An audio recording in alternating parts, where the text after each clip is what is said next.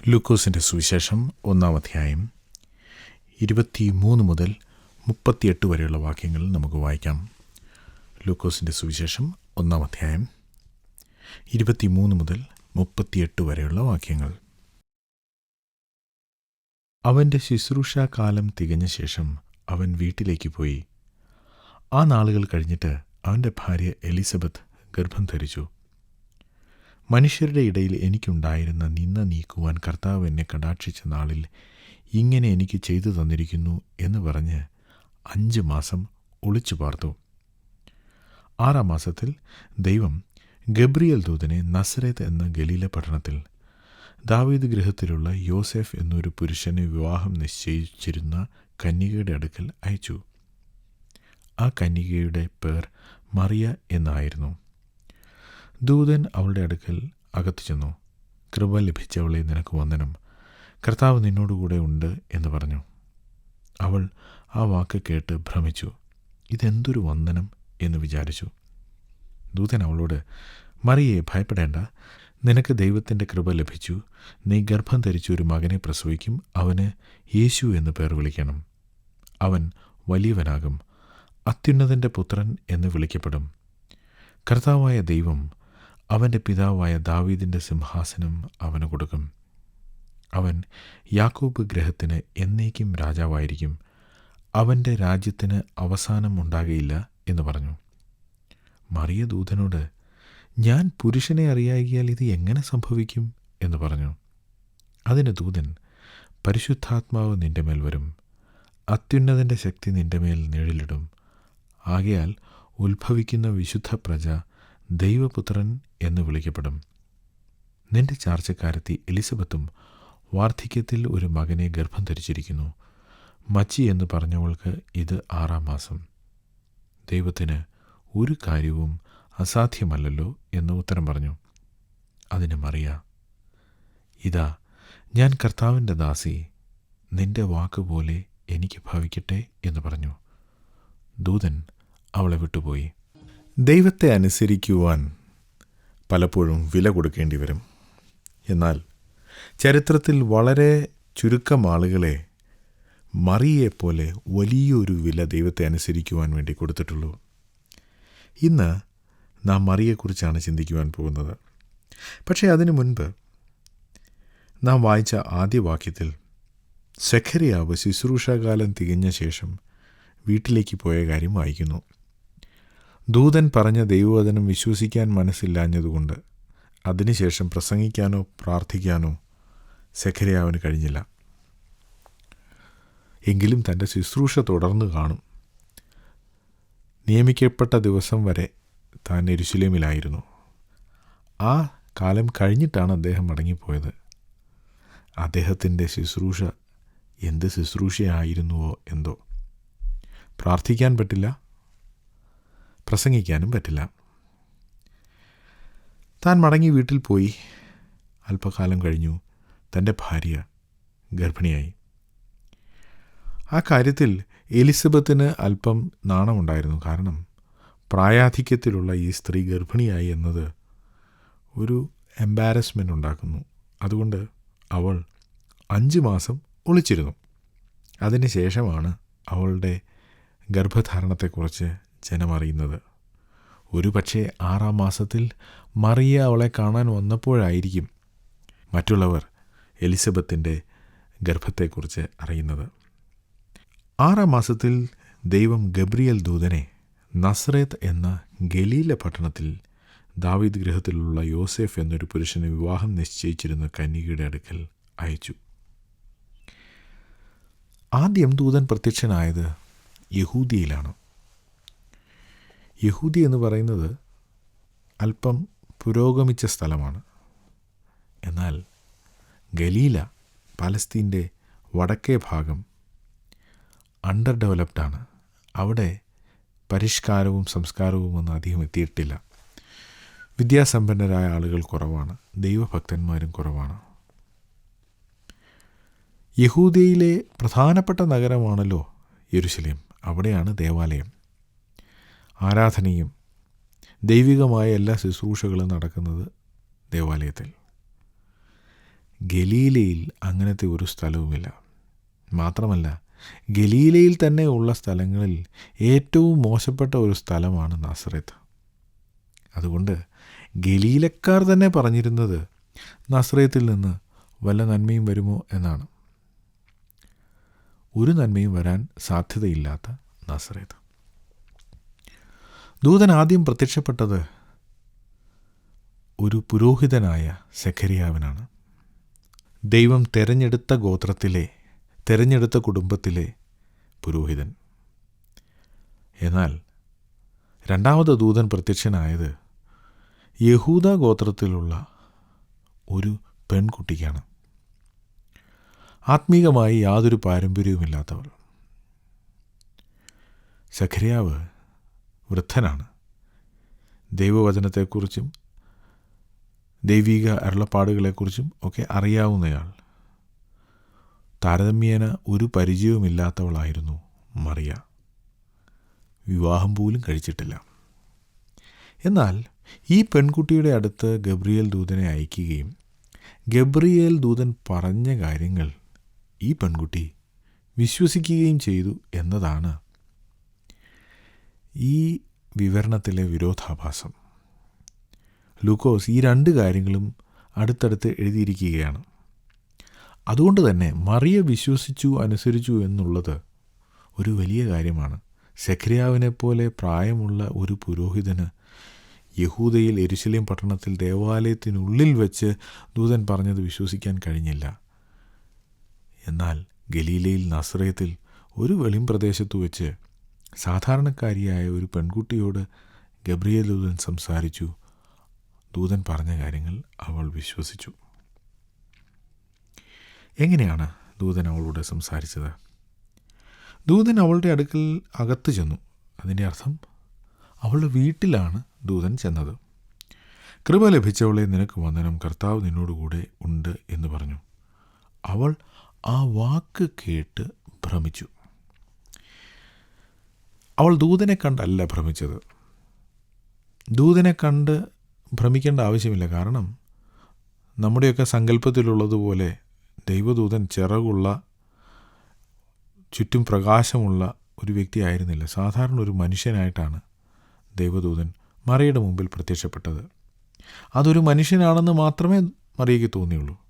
എന്നാൽ അവൾക്ക് അതിശയം തോന്നിയ കാര്യം ദൂതൻ അവളെ എങ്ങനെ വന്ദനം ചെയ്തു എന്നതാണ്. കൃപ ലഭിച്ചവളെ, നിനക്ക് വന്ദനം, കർത്താവ് നിന്നോടുകൂടെ ഉണ്ട് എന്ന് പറഞ്ഞു. ഇത് കേട്ടപ്പോൾ അവൾ അതിശയിച്ചു. കൃപ ലഭിച്ചവളെ. സാധാരണ യഹൂദന്മാർ പരസ്പരം കാണുമ്പോൾ ശാലോം, സമാധാനം എന്ന് പറഞ്ഞാണ് വന്ദനം ചെയ്യുന്നത്. അതിനു പകരം കൃപ ലഭിച്ചവളെ എന്ന് ഈ ദൂതൻ മറിയെ വിളിക്കുകയാണ്. കൃപ എന്ന വാക്കിൻ്റെ അർത്ഥം നമുക്ക് അർഹിക്കാത്തത് എന്തോ ഒന്ന് നമുക്ക് ലഭിക്കുന്നു എന്നാണ്. മറിയയ്ക്ക് അനർഹമായതെന്തോ ലഭിച്ചിരിക്കുന്നു എന്നാണ് ഈ മനുഷ്യൻ പറയുന്നത്, ഈ ദൂതൻ പറയുന്നത്.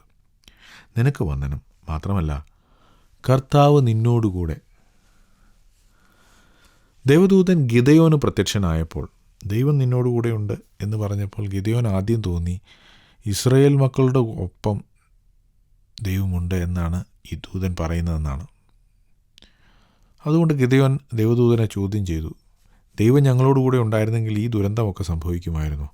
അപ്പോൾ ദൂതൻ സ്പെസിഫൈ ചെയ്ത് വ്യക്തമായിട്ട് ഗിദെയോനോട് പറയാണ്, ദൈവം നിന്നോടുകൂടെ. ഇവിടെ ദൈവദൂതൻ മറിയയോട് തന്നെ പറയുകയാണ്, ദൈവം, കർത്താവ് നിന്നോടുകൂടെ ഉണ്ട്. ഇത് കേട്ടപ്പോൾ അവൾക്ക് വിഭ്രമമുണ്ടായി. ഇതൊരു സാധാരണ വന്ദനമല്ല, ഇതെന്തോ വിശേഷപ്പെട്ട ഒരു വന്ദനമാണ്. അവൾ അതിനെക്കുറിച്ച് ഇങ്ങനെ ചിന്തിച്ചുകൊണ്ടിരിക്കുമ്പോൾ തന്നെ ദൂതൻ അവളോട് പറഞ്ഞു, നീ ഭയപ്പെടേണ്ട, നിനക്ക് ദൈവത്തിൻ്റെ കൃപ ലഭിച്ചു. ലഭിക്കാൻ പോവുകയാണെന്നല്ല, ലഭിച്ചു കഴിഞ്ഞു. എന്താണ്? നീ ഗർഭം ധരിച്ച് ഒരു മകനെ പ്രസവിക്കും, അവനെ യേശു എന്ന് പേർ വിളിക്കണം. അവൻ വലിയവനാകും, അത്യുന്നതൻ്റെ പുത്രൻ എന്ന് വിളിക്കപ്പെടും. കർത്താവായ ദൈവം അവൻ്റെ പിതാവായ ദാവീദിൻ്റെ സിംഹാസനം അവന് കൊടുക്കും. അവൻ യാക്കോബ് ഗൃഹത്തിന് എന്നേക്കും രാജാവായിരിക്കും, അവൻ്റെ രാജ്യത്തിന് അവസാനമുണ്ടാകില്ല എന്ന് പറഞ്ഞു. ദൂതൻ ഒറ്റയടിക്ക് ഒരു വലിയ ദൂത് മറിയോട് പറയുകയാണ്, വിവാഹം ആലോചിച്ച് ഉറപ്പിച്ചു വെച്ചിരിക്കുന്ന ഇവളോട് നീ ഗർഭം ധരിച്ചൊരു മകനെ പ്രസവിക്കും എന്ന് പറയുമ്പോൾ അതിനകത്ത് അധികം അതിശയിക്കാൻ കാരണമില്ല. കാരണം വിവാഹം കഴിച്ചതിന് ശേഷം മക്കളുണ്ടാകുക എന്നുള്ളത് സാധാരണമാണല്ലോ. എന്നാൽ ഇവിടെ അതല്ല. നീ ഒരു മകനെ പ്രസവിക്കും, അവന് യേശു എന്ന് പേർ വിടണം എന്ന് വെച്ചാൽ ഇതുടനെ സംഭവിക്കാൻ പോവുകയാണ്. വിവാഹം വരെ കാത്തിരിക്കേണ്ട. യഹൂദന്മാരുടെ ആചാരപ്രകാരം വിവാഹ നിശ്ചയം കഴിഞ്ഞ് ഏതാണ്ട് 1 വർഷത്തോളം അവർ കാത്തിരിക്കും വിവാഹത്തിന് വേണ്ടി. ആ കാലഘട്ടത്തിലാണ് ദൂതൻ മറിയോട് ഇത് പറയുന്നത്. അപ്പോൾ അവൾക്ക് മനസ്സിലായി ഇത് വിവാഹത്തിന് ശേഷം നടക്കുന്ന കാര്യമല്ല, വിവാഹത്തിന് മുമ്പ് തന്നെ നടക്കുന്ന കാര്യമാണ്. നീ ഒരു മകനെയാണ് പ്രസവിക്കാൻ പോകുന്നത്. ഉണ്ടാകുന്നത് ഒരു ആൺകുട്ടിയായിരിക്കും എന്ന കാര്യം ഉറപ്പ്. ഇന്നത്തെ കാലത്ത് ഗർഭസ്ഥ ശിശു ആണോ പെണ്ണോ എന്നറിയാൻ തന്നെ പരിശോധിച്ച് നോക്കണം. എന്നാൽ ഇവൾ ഗർഭിണിയാകുന്നതിന് മുമ്പ് തന്നെ പറഞ്ഞു ഒരു ആൺകുട്ടി ഉണ്ടാകാൻ പോകുന്നു. പേരും പറഞ്ഞു യേശു എന്ന് വെച്ചാൽ രക്ഷിതാവ്. ആ പേരും നീ അവന് ഇടണം. അവൻ വലിയവനാകും. അതിൻ്റെ അർത്ഥം അവൻ്റെ ജനനത്തിങ്കൽ അവൻ വളരെ ചെറിയവനായിരിക്കും എന്ന് വെച്ചാൽ സാധാരണ ഒരു കുടുംബത്തിൽ, മറിയയുടെയും യോസഫിൻ്റെയും കുടുംബത്തിലാണ് അവൻ ജനിക്കാൻ പോകുന്നത്, രാജകൊട്ടാരത്തിലല്ല. അവൻ്റെ ജനനം വളരെ ലളിതമായ നിലയിലായിരിക്കും. മത്തായി സുവിശേഷം വായിക്കുമ്പോൾ നമുക്കത് മനസ്സിലാവും. എന്നാൽ അവൻ വലിയവനാകും. അതുമാത്രമല്ല, അവന് അത്യുന്നതൻ്റെ പുത്രൻ എന്ന പേരായിരിക്കും ഉണ്ടാകുക. അവൻ അങ്ങനെയാണ് അറിയപ്പെടാൻ പോകുന്നത്. കർത്താവായ ദൈവം അവൻ്റെ പിതാവായ ദാവീദിൻ്റെ സിംഹാസനം അവന് കൊടുക്കും. ഇത് പറയുമ്പോൾ ദാവീദിൻ്റെ സിംഹാസനം എന്നൊന്ന് യഹൂദന്മാരുടെ ഇടയിൽ ഇല്ല. കാരണം ബാബേൽ പ്രവാസത്തിലേക്ക് പോയതിന് ശേഷം രാജാക്കന്മാരില്ല. അതിനുശേഷം മടങ്ങി വന്നെങ്കിലും ഒരു രാജാവും യഹൂദന്മാരുടെ ഇടയിൽ നിന്ന് എഴുന്നേൽക്കുകയോ ഭരിക്കുകയോ ചെയ്തിട്ടില്ല. ചില ഗവർണർമാരും ചില കൗൺസിലുമൊക്കെയാണ് അവരെ ഭരിക്കുന്നത്. ദാവീദിൻ്റെ സിംഹാസനത്തിനൊരു അവകാശി ഇല്ല. അതൊന്നും ആരും അന്വേഷിക്കാറ് പോലുമില്ല. അവർക്ക് അത്തരത്തിലുള്ള പ്രതീക്ഷകൾ തന്നെ അസ്തമിച്ചിരിക്കുന്നു എന്ന് വേണമെങ്കിൽ പറയാം. എന്നാൽ ദൂതൻ പറയാണ്, അവൻ്റെ പിതാവായ ദാവീദിൻ്റെ സിംഹാസനം അവന് കൊടുക്കും. ഈ ദാവീദിൻ്റെ സിംഹാസനം അത് എന്നേക്കും നിൽക്കുമെന്ന് ദാവീദിന് ദൈവം വാഗ്ദത്തം ചെയ്തിരുന്നു. 2 ശമൂവേൽ 7-ാം അധ്യായം അതിൻ്റെ 16-ാം വാക്യത്തിൽ നാം അത് കാണുന്നുണ്ട്. എന്നാൽ ഇസ്രായേൽ മക്കൾ ദൈവത്തെ അനുസരിക്കാതെ പാപം ചെയ്തപ്പോൾ അവർ പ്രവാസത്തിലേക്ക് പോകാനിടയായി. അവരുടെ ഇടയിലുണ്ടായിരുന്ന രാജഭരണം അവസാനിച്ചു. യഹൂദന്മാരായ ഭരണാധികാരികളില്ലാതെ വന്നു. രാജവാഴ്ച നിന്നു എന്ന് വേണമെങ്കിൽ പറയാം. ദാവീദിൻ്റെ വംശാവലിയിൽ രാജാക്കന്മാർ ഇല്ലാതെയായി. അപ്പോൾ പിന്നെ ദൈവം അന്ന് പറഞ്ഞ കാര്യം, നിൻ്റെ രാജ്യത്തിന് അവസാനമുണ്ടാകുകയില്ല എന്ന് പറഞ്ഞ് ആ വാഗ്ദത്തം അത് തെറ്റിപ്പോയല്ലോ എന്ന് വേണമെങ്കിൽ നമുക്ക് ചിന്തിക്കാം. എന്നാൽ ആ സിംഹാസനം നിൻ്റെ മകനായി ജനിക്കുന്ന യേശുവിന് നൽകും എന്നാണ് ദൂതൻ പറയുന്നത്. അത് ദൈവം അവന് കൊടുക്കും. മാത്രമല്ല, അവൻ യാക്കോബ് ഗൃഹത്തിന് എന്നേക്കും രാജാവായിരിക്കും. ദാവീദിനോ ശലോമോനോ മറ്റ് വലിയ രാജാക്കന്മാർക്ക് ആർക്കും കഴിയാത്ത കാര്യമാണ്. പോട്ടെ, ബാബിലോണിയ ചക്രവർത്തിയായ നെബൂഖദ്നേസറിനോ പേർഷ്യൻ രാജാക്കന്മാർക്കോ അലക്സാണ്ടർക്കോ റോമൻ ചക്രവർത്തിക്കോ ആർക്കും ഒരിക്കലും കഴിയാത്ത കാര്യമാണ് എന്നേക്കും രാജാവായിരിക്കുക എന്നത്. ദൂതൻ പറയുന്നു, അവൻ യാക്കോബ് ഗൃഹത്തിന് എന്നേക്കും രാജാവായിരിക്കും. അവൻ്റെ രാജ്യത്വത്തിന് അവസാനം ഉണ്ടാകില്ല. ഇതൊക്കെ വലിയ കാര്യങ്ങളാണ്. സാധാരണ സംഭവിക്കാൻ യാതൊരു സാധ്യതയുമില്ലാത്ത കാര്യങ്ങളാണ്.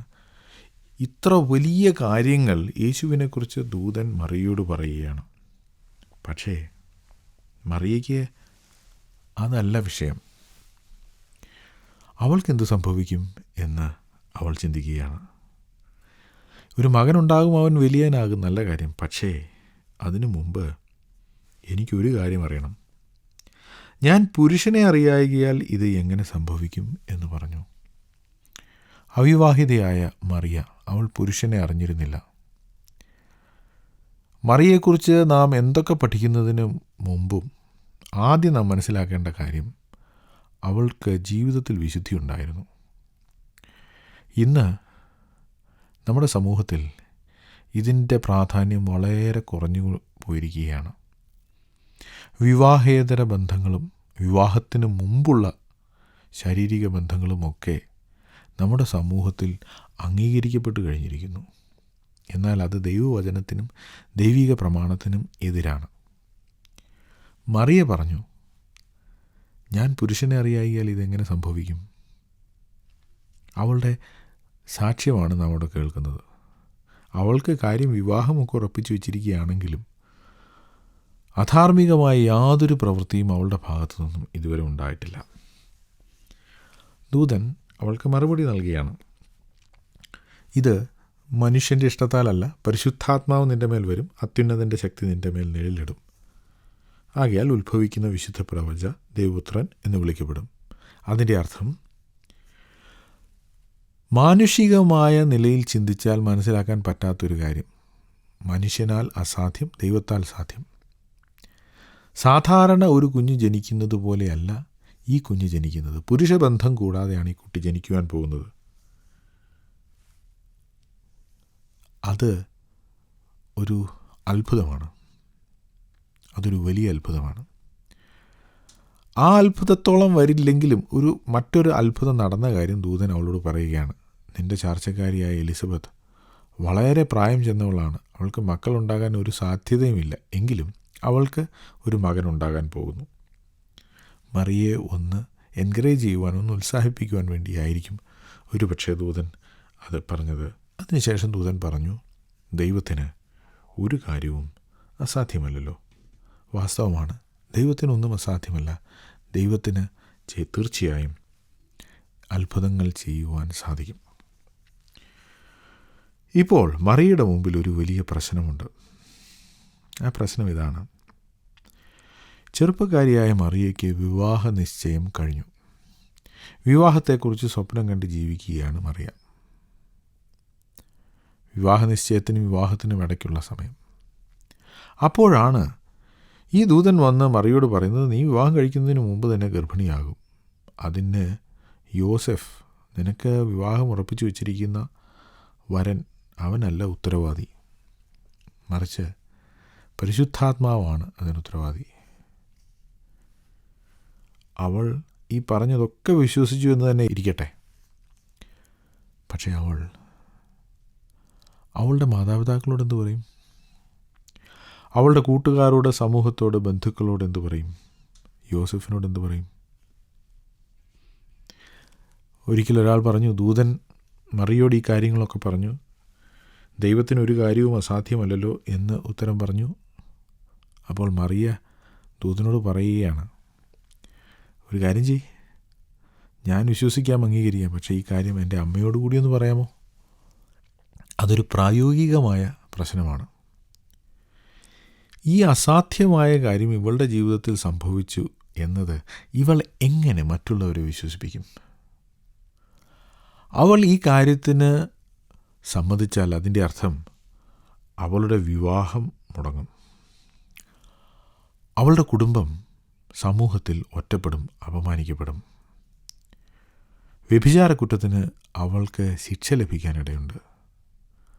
അവളുടെ ജീവിതം അതോടെ തീർന്നു. അവളുടെ എല്ലാ സ്വപ്നങ്ങളും നശിച്ചു. അതാണ് ദൂതൻ പറഞ്ഞ വാക്കുകൾ വിശ്വസിക്കുക എന്നതിൻ്റെ അർത്ഥം. പക്ഷേ മറിയയുടെ പ്രതികരണം നോക്കൂ. അതിന് മറിയ 38-ാം വാക്യം, ഇതാ ഞാൻ കർത്താവിൻ്റെ ദാസി, നിന്റെ വാക്കുപോലെ എനിക്ക് ഭവിക്കട്ടെ എന്ന് പറഞ്ഞു. ഇവിടെയാണ് മറിയയുടെ മഹത്വം. മറിയ ദൈവം അവളോട് പറഞ്ഞ കാര്യം വിശ്വസിക്കുവാൻ, അംഗീകരിക്കുവാൻ, വലിയ ഒരു വില കൊടുക്കുവാൻ തയ്യാറായി. സഖര്യാവിന് പറഞ്ഞത് വിശ്വസിച്ചാൽ മാത്രം മതിയായിരുന്നു. അതിന് വലിയ വില കൊടുക്കേണ്ട ആവശ്യമില്ല. എന്നാൽ മറിയയ്ക്ക് അവളുടെ ജീവിതം തന്നെ വില കൊടുക്കേണ്ടി വരും. ദൂതൻ പറഞ്ഞ കാര്യം അവളുടെ ജീവിതത്തിൽ സംഭവിച്ചാൽ, അവളുടെ പ്രതിശ്രുത വരനായ യോസെഫുമായി ബന്ധപ്പെടുന്നതിന് മുൻപ് തന്നെ അവൾ ഗർഭിണിയായാൽ അവളുടെ ജീവിതം അതോടെ തീർന്നു. പക്ഷേ ദൈവത്തെ അനുസരിക്കാൻ വേണ്ടി അവൾ ആ ഉറച്ച തീരുമാനമെടുത്തു. ഞാൻ കർത്താവിൻ്റെ ദാസി, ദൈവത്തിൻ്റെ ഹിതം പോലെ, ദൈവത്തിൻ്റെ വാക്ക് പോലെ എനിക്ക് ഭവിക്കട്ടെ എന്നവൾ പറഞ്ഞു. ദൈവത്തെ അനുസരിക്കുവാൻ പല ആളുകൾക്കും ആഗ്രഹമുണ്ട്. പക്ഷേ ദൈവത്തെ അനുസരിക്കുവാൻ വില കൊടുക്കാൻ പലർക്കും മനസ്സില്ല. മറിയയുടെ പ്രാധാന്യം അവിടെയാണ്. മറിയ ദൈവത്തെ അനുസരിച്ചു, ദൈവദൂതൻ്റെ വാക്ക് വിശ്വസിച്ചു. പക്ഷേ അതിനുവേണ്ടി ഒരു വലിയ വില കൊടുക്കുവാൻ അവൾ തയ്യാറായി. ദൂതൻ ഇനി യോസഫിനെ പോയി കണ്ട് ഈ കാര്യങ്ങളൊക്കെ പറയും എന്നൊന്നും മറിയയോട് ആ സമയത്ത് പറഞ്ഞില്ല. ദൈവം എന്തൊക്കെ കാര്യങ്ങളാണ് ചെയ്യാൻ പോകുന്നത് എന്നൊന്നും മറിയയ്ക്ക് അറിഞ്ഞുകൂടായിരുന്നു. ഈ തീരുമാനത്തിൻ്റെ പ്രത്യാഘാതങ്ങൾ എന്തൊക്കെയായിരിക്കുമെന്ന് അവൾക്ക് അറിഞ്ഞുകൂടായിരുന്നു. പക്ഷേ അതിനെക്കുറിച്ചൊക്കെ ചിന്തിക്കുന്നതിന് മുൻപ് അവൾ പറഞ്ഞു, ദൈവത്തെ അനുസരിക്കുന്നത്, ദൈവത്തിൻ്റെ വാക്ക് വിശ്വസിക്കുന്നത്, അതാണ് എനിക്ക് ഏറ്റവും പ്രധാനം. അവൾ അങ്ങനെ ചെയ്തു കഴിഞ്ഞപ്പോൾ ദൈവം അവൾക്ക് വേണ്ടി എല്ലാ കാര്യങ്ങളും നടത്തിക്കൊടുത്തു. ഇതേ ദൂതൻ യോസെഫിനോട് പോയി സംസാരിച്ചു. അവളെ തള്ളിക്കളയും എന്ന് വിചാരിച്ചിരുന്ന യോസെഫ് അതിന് തയ്യാറെടുക്കുകയായിരുന്നു. ആ യോസെഫിനൊരു മനംമാറ്റമുണ്ടായി. ആ യോസെഫ് മറിയയെ സ്വീകരിച്ചു. അവളുടെ വീട്ടിൽ നിന്നുണ്ടാകാമായിരുന്ന അപമാനവും മറ്റ് പ്രയാസങ്ങളുമൊക്കെ ദൈവം വേണ്ട നിലയിൽ കൈകാര്യം ചെയ്തു. യേശു ജനിച്ച ആദ്യ നാളുകളിൽ അവർ ഗലീലയിൽ നസറേത്തിലില്ലായിരുന്നു. അവരെ ബേത്ലഹേമിലേക്കും പിന്നീട് അവിടെ നിന്ന് ഈജിപ്തിലേക്കും ദൈവം കൊണ്ടുപോയി. അവൾ ഭയപ്പെട്ടിരുന്ന ഭവിഷ്യത്തുകളൊന്നും അവളുടെ ജീവിതത്തിൽ സംഭവിക്കാതെ ദൈവം അവളെ കാത്തു. പക്ഷേ അതിനു മുൻപ് നാം ഓർക്കേണ്ട ഒരു കാര്യമുണ്ട്. ഭവിഷ്യത്തുകൾ എന്തു തന്നെയായാലും ഞാൻ ദൈവത്തെ അനുസരിക്കും, ദൈവത്തിൻ്റെ വാക്കുപോലെ എൻ്റെ ജീവിതത്തിൽ ഭവിക്കട്ടെ എന്ന് പറയാനുള്ള ധൈര്യം മറിയ കാണിച്ചു. മറിയ ഗർഭിണിയായത് ഈ സംഭവത്തിന് ശേഷമാണ്. എന്ന് വച്ചാൽ മറിയ ദൈവദൂതനോട് അവളുടെ സമ്മതം അറിയിച്ചതിന് ശേഷമാണ്. യേശു ജനിക്കുവാൻ പോവുകയാണ്. ദൈവപുത്രൻ ഈ ഭൂമിയിലേക്ക് ജനിക്കാൻ പോവുകയാണ്. ദൈവത്തിന് ആരെ വേണമെങ്കിലും തിരഞ്ഞെടുക്കാമായിരുന്നു. ദൈവം മറിയയാണ് തിരഞ്ഞെടുത്തത്. മറിയ ദൈവത്തെ അനുസരിക്കുവാൻ തയ്യാറായി. അതാണ് നാം ഇപ്പോൾ കണ്ടത്.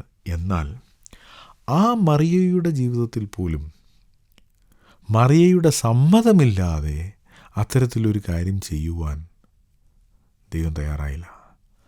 മറിയയുടെ സമ്മതത്തിന് ശേഷമാണ് യേശു കുഞ്ഞ് അവളുടെ ഉദരത്തിൽ ഉരുവായത്. നമ്മുടെ സമ്മതമില്ലാതെ നമ്മുടെ ജീവിതങ്ങളിൽ പ്രവേശിക്കുന്നവനല്ല ദൈവം. എന്ന് വച്ചാൽ ദൈവത്തിന് നമ്മെ ഉപയോഗിക്കുവാൻ സാധിക്കും. ദൈവത്തിന് നമ്മിലൂടെ വലിയ കാര്യങ്ങൾ ചെയ്യാൻ സാധിക്കും. പക്ഷേ നമ്മുടെ സമ്മതമില്ലാതെ അവനത് ചെയ്യുകയില്ല. പ്രിയ സുഹൃത്തേ, ഒരുപക്ഷേ ദൈവം താങ്കളുടെ സമ്മതത്തിന് വേണ്ടി കാത്തിരിക്കുകയാണ്.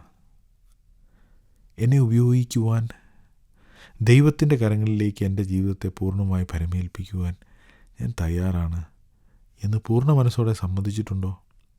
ആ നിലയിൽ നിങ്ങളെ ദൈവകരങ്ങളിൽ ഏൽപ്പിച്ചു കൊടുത്തിട്ടുണ്ടോ? അങ്ങനെ ചെയ്തിട്ടുണ്ടെങ്കിൽ മാത്രമേ ദൈവം താങ്കളെ ഉപയോഗിക്കൂ. നമുക്ക് പ്രാർത്ഥിക്കാം. ഞങ്ങളുടെ ദൈവമേ, സ്വർഗീയ പിതാവേ, ഞങ്ങൾ അവിടുത്തെ വചനത്തിനായിട്ട് അവിടുത്തെ സ്തുതിക്കുന്നു. അവിടുത്തെ പുത്രനെ ഈ ഭൂമിയിൽ ജനിക്കുവാനായി അവിടുന്ന് തിരഞ്ഞെടുത്ത പാത്രമായിരുന്നു മറിയ. ദൈവം അവളെ തിരഞ്ഞെടുത്തപ്പോൾ അതിന് വേണ്ട വില കൊടുക്കുവാൻ അവൾ തയ്യാറായി. അവളുടെ ജീവിതത്തിൽ അവിടുന്ന് എല്ലാ കാര്യങ്ങളും ക്രമീകരിച്ചു കൊടുത്തു എന്ന് ഞങ്ങൾ കാണുന്നു. അവളുടെ സമ്മതം ദൈവത്തിന് ആവശ്യമായിരുന്നു. ഞങ്ങളുടെ ജീവിതത്തിലും ഞങ്ങളെ ഉപയോഗിക്കുവാൻ, ഞങ്ങളെ പൂർണ്ണമായി അവിടുത്തെ കരങ്ങളിൽ ഏൽപ്പിക്കുവാൻ ഉള്ള മനസ്സ് അവിടുന്ന് ഞങ്ങൾക്ക് തരണമേ. പ്രാർത്ഥന കേട്ടതിനായി സ്തോത്രം. യേശു കർത്താവിൻ്റെ നാമത്തിൽ തന്നെ. ആമേൻ.